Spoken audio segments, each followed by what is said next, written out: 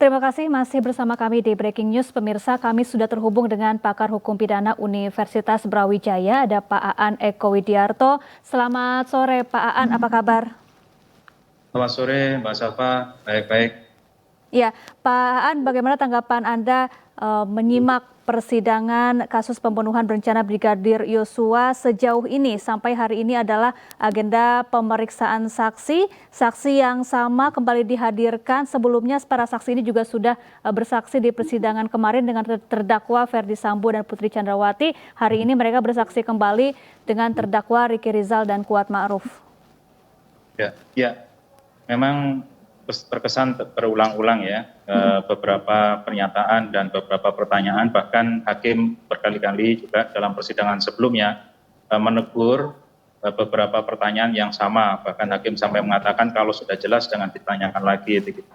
Nah, sebenarnya fokus dari pemeriksaan di persidangan ini adalah untuk membuktikan 3 pasal, 340, 338 pembunuhan. Jadi 380 pembunuhan berencana, 338 pembunuhannya, kemudian juga pasal 55 turut serta penyertaan dan seterusnya. Nah, seharusnya fokus dari pertanyaan-pertanyaan baik oleh jaksa penuntut umum maupun kuasa hukum dari para terdakwa itu adalah ke sana gitu. Sehingga ya tidak terlalu berulang-ulang dan tidak berbelit-belit, dan bahkan ada yang malah menyimpang ya.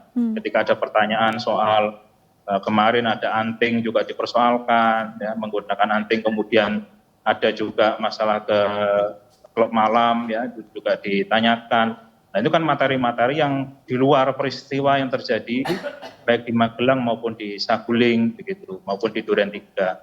Jadi seharusnya para pihak, ya, khususnya ini kuasa hukum, dan saya lihat kuasa hukum yang banyak dapat teguran dari hakim, ya, agar lebih fokus dan tidak kemudian berusaha mencari suatu argumentasi, bahkan menanyakan masalah pribadi, ya, kayak waktu itu ditanyakan juga soal hubungan antara ayah dan ibu dari Yosua almarhum, yaitu baik-baik saja atau tidak, berpisah atau tidak. Nah, ini kan di luar materi. Itu yang diharapkan malah tidak sampai ke sana, Mbak. Ya, Pak Aan, dengan menghadirkan sejumlah saksi yang didatangkan beberapa kali namun dengan terdakwa yang berbeda, apakah ini juga merupakan suatu strategi di persidangan untuk mengulik suatu kebenaran dan untuk menilai mana saja keterangan yang mengandung kejujuran maupun kebohongan, begitu Pak Aan? Ya, benar ya. Jadi itu namanya di cross check ya. Jadi ada cross check silang. Nanti khususnya gini, di dalam suatu perkara pidana yang utama pegangannya adalah dakwaan.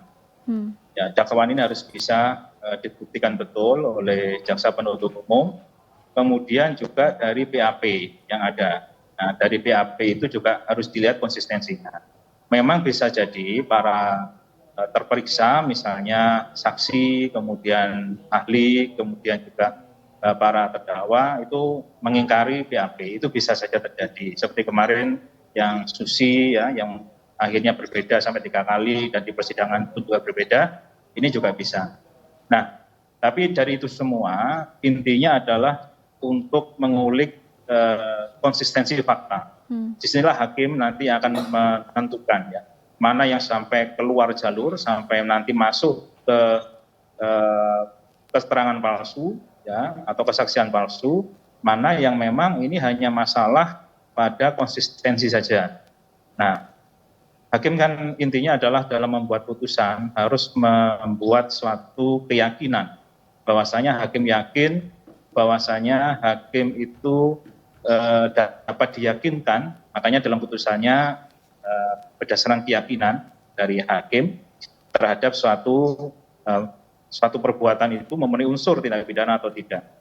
Nah, ini yang memang memerlukan cross check dari semua pihak.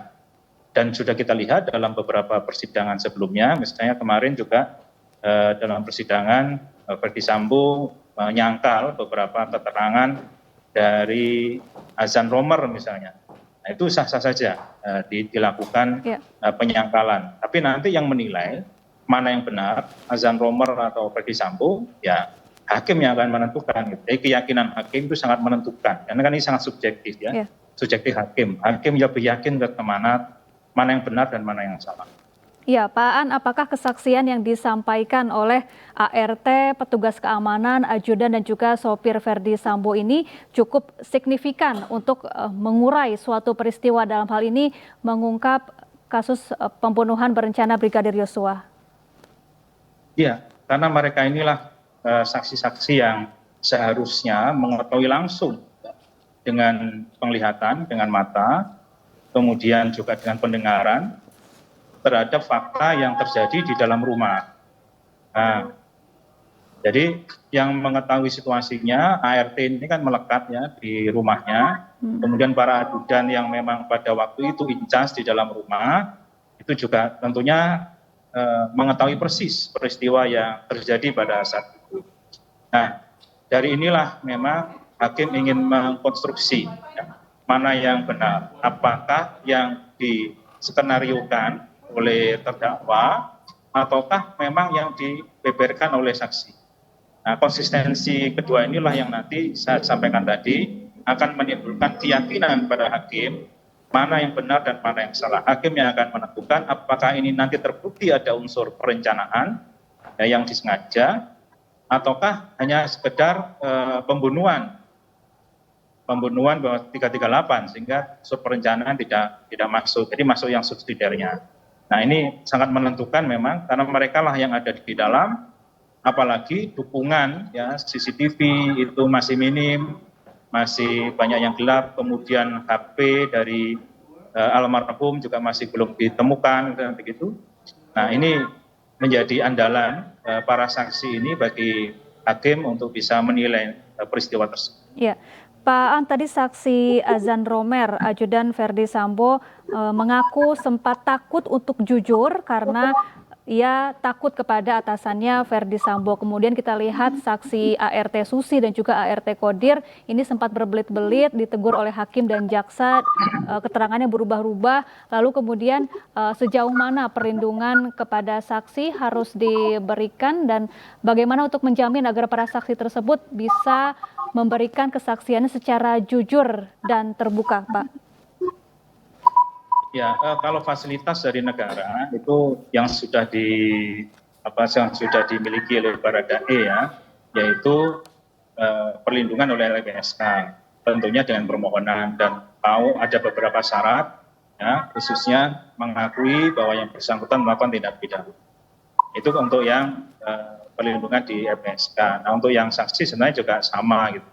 Nah, persoalannya apakah misalnya seperti Susi, kemudian ART yang satunya lagi itu juga memenuhi atau melakukan permohonan, itu juga menjadi suatu pertanyaan. Nah, soal konflik of interest atau kita sebut dengan patron and client karena yang bersangkutan adalah ART-nya Verdi Sambo, itu memang sangat rentan ya, terhadap rasa takut sehingga dalam memberikan keterangan itu menjadi kurang sesuai dengan fakta, itu memang sangat mungkin.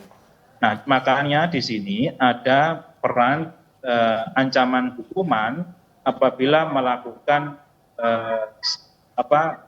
melakukan atau memberikan keterangan palsu sebagaimana diatur di KUHP. Nah, dalam hal ini ancamannya 7 tahun atau kalau itu nanti malah lebih berat lagi bisa sampai 9 tahun yang di ayat 2. Tapi dalam konteks ini memang lebih ke konteks ayat 1 yaitu 7 tahun. Nah, dari ancaman inilah maka menjadi pilihan ya, menjadi pilihan dari yang bersangkutan dalam konteks ini Romer, kemudian Susi, sama satunya lagi artinya untuk memberikan yang sebenar-benarnya. Jangan sampai kemudian keterangan yang disampaikan itu berbeda dari kenyataan yang ada. Nah, tentunya hakim ini akan bisa menilai dan bahkan jaksa penuntut umum kan kemarin juga sudah minta penetapan kepada hakim apabila para saksi ini memberikan keterangan palsu maka ditetapkan sebagai tersangka. Baik, terima kasih Pak Aan Eko Widiarto, pakar hukum pidana dari Universitas Brawijaya telah bergabung bersama kami di Breaking News.